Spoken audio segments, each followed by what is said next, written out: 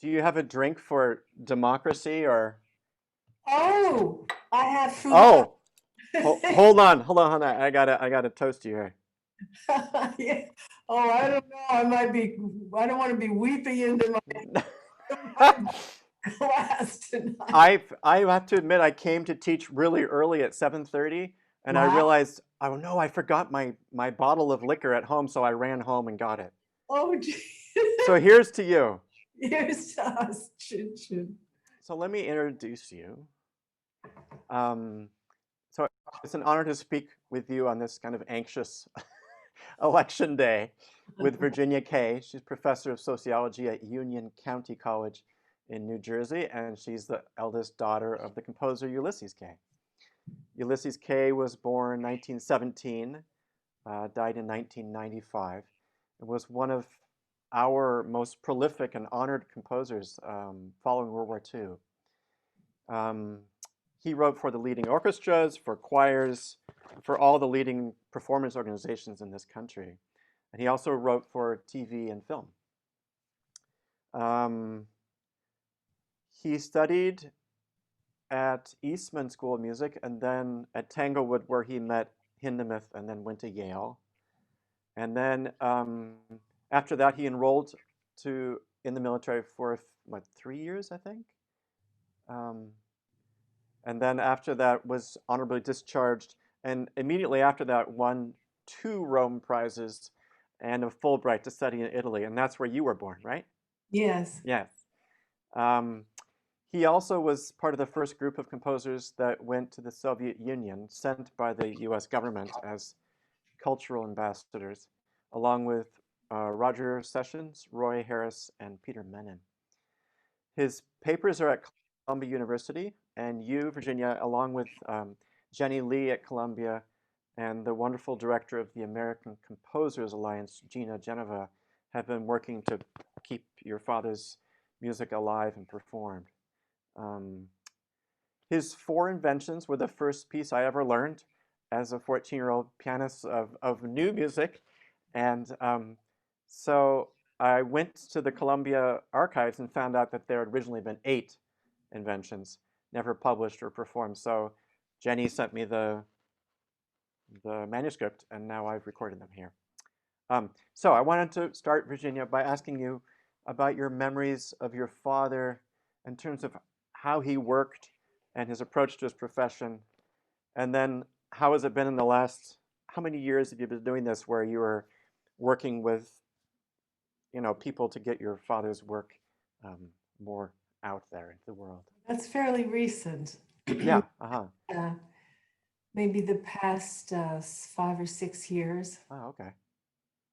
Um, and your memories of him in terms of when you were a kid and he was writing, he seemed to be a very meticulous and he worked like crazy, right? He was very focused, yes. And after my sisters were born, I was put in a bedroom which was next to his studio. And Uh-huh. sometimes deep into the he had a 9 to 5 job in New York City and was commuting from New Jersey.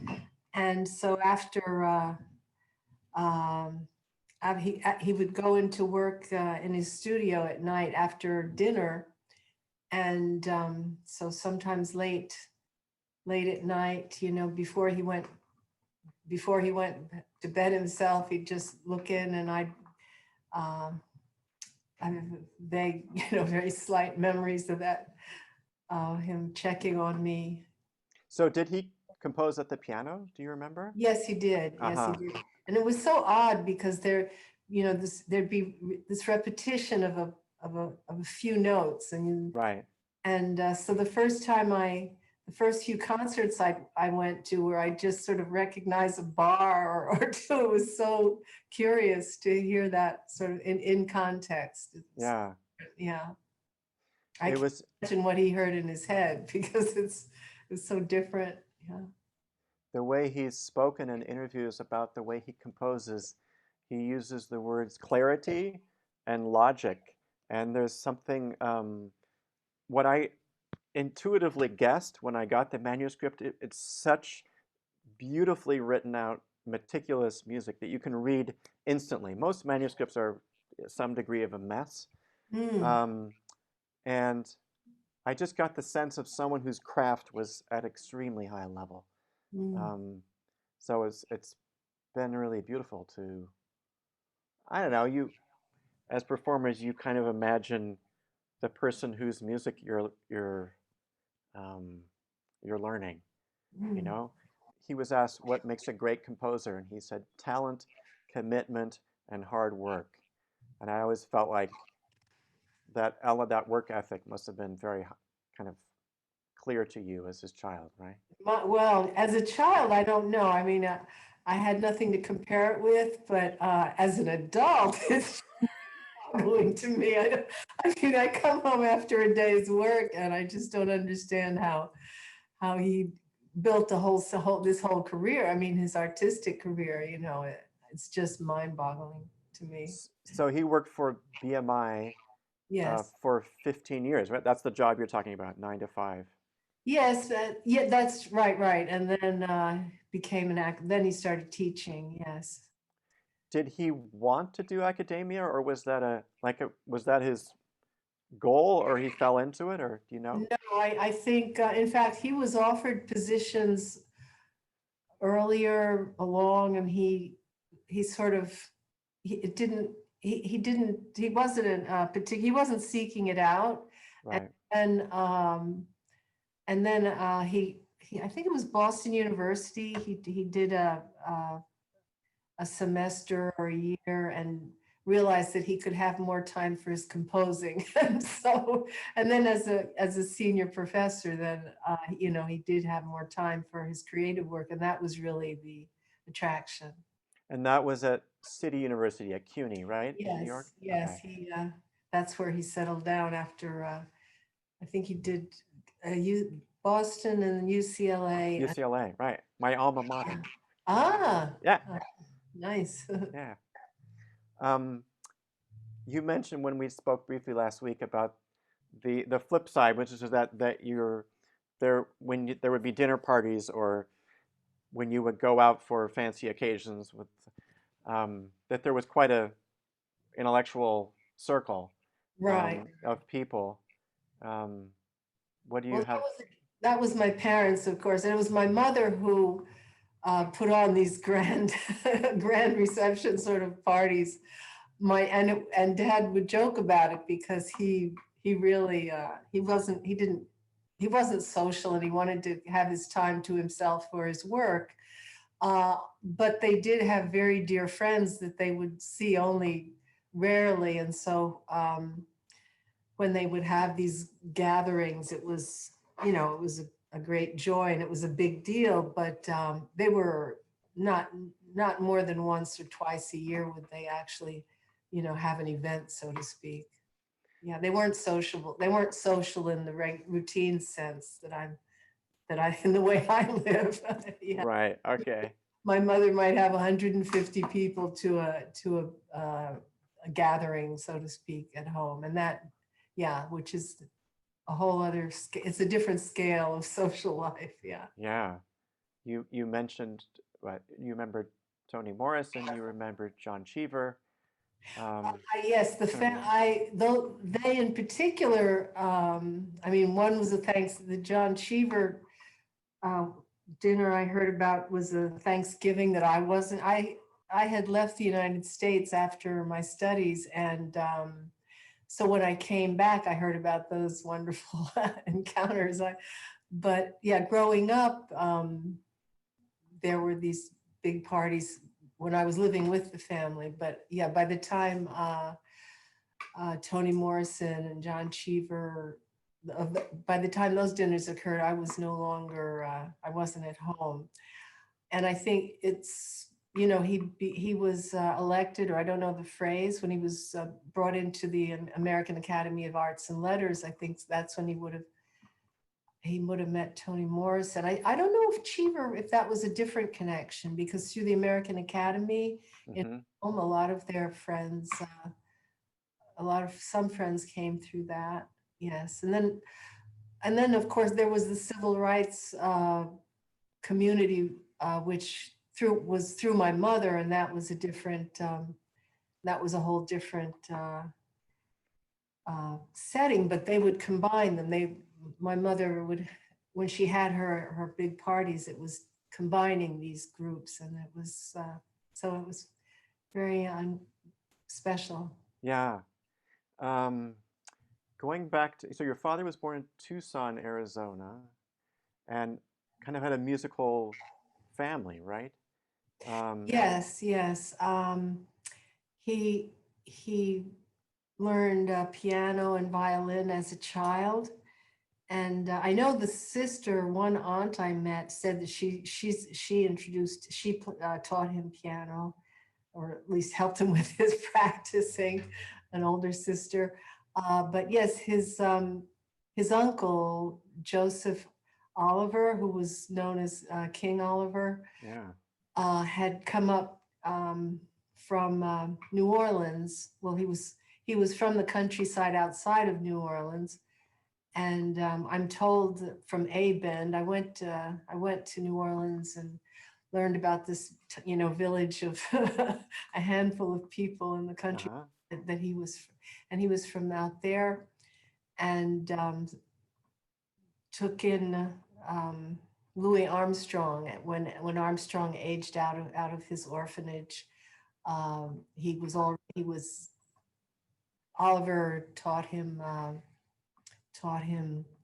the trumpet and or the cornet, and became his patron and sort of a father figure that Armstrong had held in his heart, shall we say, all his life. He Wow. spoke of him and cared about him. Yeah. That's amazing. He played But so yes, oh sorry. But anyway, Oliver was the one who told his sister, my grandma, my dad's mother, that so my dad wanted to learn cornet like his uncle, but Oliver said he should start with the piano in order to have a solid musical background. And so that's what they did. And so he started with piano and yeah, and then didn't become a performer after all. He studied music in college to become a music. He passed the test to be a regular music teacher. sort of music ed, right? I mean, he was Music yeah, ed, that's right. it. Yes, yes. University of Arizona. Mhm. And I don't know, at some point he met William Grant Still, who was very encouraging to him multiple Yes. times. Do you know anything about that? Just that they met while he was still at University of Arizona when he was trying to figure out what to do after school, Right. and Still gave him encouragement, and I believe also wrote a letter. I don't recall he wrote some sort of recommendation Right. for him. I wanted to ask about your mother, because the more I read about her, the more extraordinary she seems. Um, Barbara Kay was an activist, a freedom writer. You said only one of three from New Jersey, Yes. a member of CORE, and a leader in the Englewood movement to desegregate schools, where you live right in Englewood, New Jersey.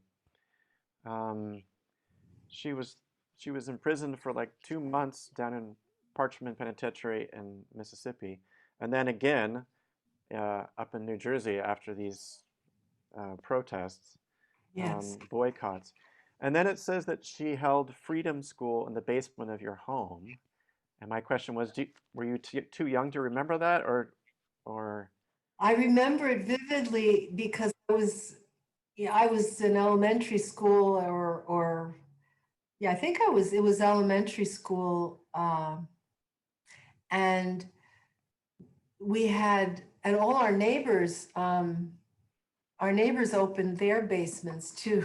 And Uh-huh. it was, it was sort of it was a middle class, largely Reformed Jewish neighborhood. And so the fact that this interracial community was so supportive of what was really fairly radical activity at the time, Right. it was very powerful. And I had, these were our the children of the neighborhood were my close friend, the friends I played with, and so my mother and my parents had these friends who were, uh, professors and scientists. And I remember we had this physicist who was our like, uh, arithmetic teacher kind of, Uh-huh. but it was very, it was kind of overwhelming because they weren't like the teachers I was accustomed to. Right. But the principle was that we're still being educated, but by people who were conscious and committed. Right. And yeah, it was a very important moment in our training, I guess you would say. And the children, so the children from other parts of Englewood, everyone came, and all these neighbors, everybody was pitching in and to scrub each other, scrub toilets and stuff, because Mm, like I don't know how many, lots and lots and lots of little kids using everybody's homes all day so it was yeah, it was quite something for the period. how many years was that? Years. Yeah. It, Wow. it couldn't have been that long because then Okay. he was arrested and put in. Oh, Yeah, oh. Okay. for keeping us out. But they did completely reorganize the schools of our town based on, In response. yes, in Englewood. Wow. Yes, my old elementary school is now, the whole building is, what do they call it? It's the public education, Department of Education, right? So they stopped you, yeah, they reorganized everything, yeah. It's amazing. And your mom was at the forefront of that. Yes, she was. That's incredible. Um, so in terms of your father's work, he's it's a prolific stream of commissions. Um, but I think he felt like, at least what I've read, that the work should speak for itself. Um, you use the word idealist, others say universalist. Oh, right. And did you sense that your mother's activism in the 60s influenced him, or did he kind of want to stay in his composer bubble, or Mm. how was his response? Yes, I remember there was this issue of uh, mom's political, uh, the political community of Black lawyers and militants would be meeting in the living room till 1 and 2 in the morning every night. I remember, and Dad saying, "Well, I've got to have my quiet." And I remember hearing some discussion about it, but the main point was that, so he did. I mean, he stayed in the studio and didn't come out. On Huh. the other hand, he totally supported and supported that things went forward, because none of it, Mom couldn't have done what she was doing if he hadn't supported it. And then also when it came down, like when she was a freedom rider, and some of their less politically, um, well, shall we say, less politically radical friends came and warned against it. They all were out of danger. I mean, people were being killed at that point in the South during the freedom rides, and he, of course, afterwards. But they came and like it was a delegation of men, of Dad's, of men, of friends of the family, African American men, who said that she was a mother with small children. I think my sisters would have been 2 and 3. Right. And they said, it was really dangerous and not the sort of risk that a housewife should undertake. And he, I don't know what he told them, but he certainly did say that she was going to do what she was going to do, and he was going to support her. Right. And so this was parallel, I would say, as opposed to, I don't know about his music. Also, I'm not a musician and I'm not trained in music. And although now there was something I remember, I went to represent, so to speak, at the Detroit Symphony, and there was this piece that the symphony played, and it was so dissonant, and it was from that summer. I mean, it was so dissonant and painful, and I thought, Mm. and I said, when they brought me to the stage, and I said, well, he was earning bail money. Oh, wow. He was earning bail money not just for his wife, but he was contributing to the financial support of the movement at that point. And so I expect it did affect his music. Although, I mean, I'm as a non-musicologist, I couldn't put my finger on it, but it was very, a lot of anxiety in that music, I thought. Yeah. The piece I'm playing is 1946, so it's before all this. And I think he Yes. was 29 years old, and just got out of the military. So it's in a more, I guess some people will call it neoclassical. Mhm. I hear a little bit of Hindemith, but these two slow movements just kill me. I think they're just beautiful movements, Yes. kind of little gems. And one reminds me of Copland, this kind of spare texture where it's just very heartfelt and very quiet and reflective, I guess is how I would describe it. Mhm. That the way it balances tension and release, or dissonance and consonance, is really artfully done. It's clearly that someone who has superb ears. So I don't know, it's just been a real pleasure to return to this music. Four of the movements I knew, but four were new. So Yes. it was really beautiful. Well, Um, as someone not trained in music, I also, well, I won't say also because you're coming from a different position, but I have to admit that I like his early work, which is this melodic and harmonic mhm, sort of music. I made a couple of, there's this in this oboe concerto, for example, this lento movement. uh-huh. It's so beautiful when he does harmony. It's really beautiful. It is. Yeah, and then in there's a choral triptych, and the Alleluia. That's actually one of it's lively. It's one of the few it's one of the times where I like where there's this liveliness that is that's still very harmonic and moving. There was a there was a period of exactly when he was in the heart of it that we call mid-century modern, which is a reference to those people who had the skill and they were writing music for music's sake. I mean, in the sense he was asked, your father, who do you compose for in terms of an audience? And like many people, he said, I write for myself, and I hope that the audience likes it. But Hmm. and it is that kind of level of idealism that you're talking about.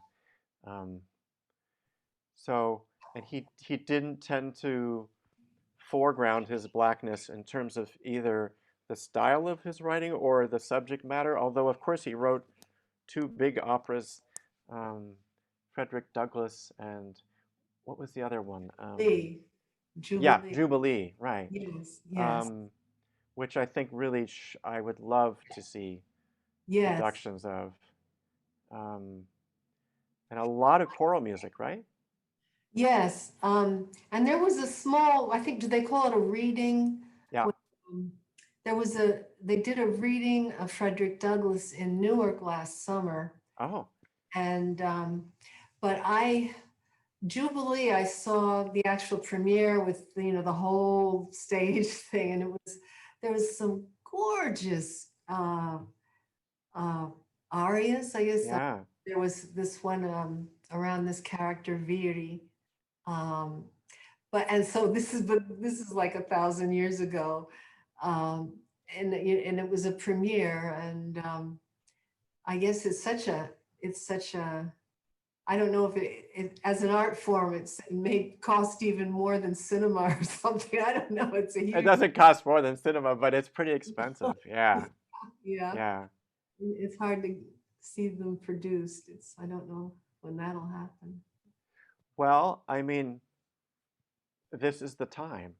I feel like, you know, let's give tribute to someone who was this excellent. I think it's, I mean, I hope there is a K Renaissance, and I just need to, you know, encourage people to do more listening and more research. And I think Jenny at Columbia has been really helpful for me. And oh, I remember reading about The Quiet One, the film that James Ah, Agee narrates. yes. Um, and I'd never seen it, and then I went and watched it. It's Yeah, it's fantastic. available. I was surprised to find it too. Yeah. But that's a very important piece. I mean, that was nominated for 3, you know, Academy Awards. It's a big kind of a social activist theme, I think, right? Oh, and yeah, Yeah, I mean, I don't think anything had been done like that at the time. It was yeah, very unusual. Yes. yeah, And beautiful music. Yeah. yeah. So you yourself returned to Italy. Was that just I mean, you were born there and you just felt drawn back? Well, yes, my parents had, I guess now when I look back on it, they were remembering the beginning of their marriage. Uh-huh. It was also a period, it was, shortly after the Second World War, and Americans were perceived, and American culture it was this wonderful new thing, and the Americans Right. had could stop helped to stop fascism, and so they were sort of heroes, and blackness was very exotic too. I mean, Mm, Black people in Italy now are not appreciated any particularly. mm, I know that my mother's experience, my parents' experience, they were sort of like exotic heroes. mhm. Um, they had a wonderful time. Yeah. The photographs of them there are really, it's a very handsome couple, very Yeah, beautiful. they Yeah. were. Yeah, they were. And I have to reference that cigarette ad because Lucky Strikes? No, wait, what was it? Lucky Strikes, and Yeah. yeah, yeah, that I was, don't know. He's got to be like the only classical composer who was yeah, ever like, you know, at his desk under a piano lid, like right right. here, composing, you know, with the music and got the cigarette. And it's so funny because exactly the same image and probably around the same year, my teacher, Leon Fleischer, had the front of his LP was almost exactly the same image. The kind of the Ah, cool dude with the cigarette. cool dude. And I thought, damn it, if classical music could be that cool again. Isn't that funny? Yeah, Great. Yeah. yeah, Oh boy. That was astonishing when we found that. Yeah. yeah. Well, thank you so much for speaking to me, and again, Yes. to us and to results that make our anxiety go down today. Yes, My indeed. God. Yeah.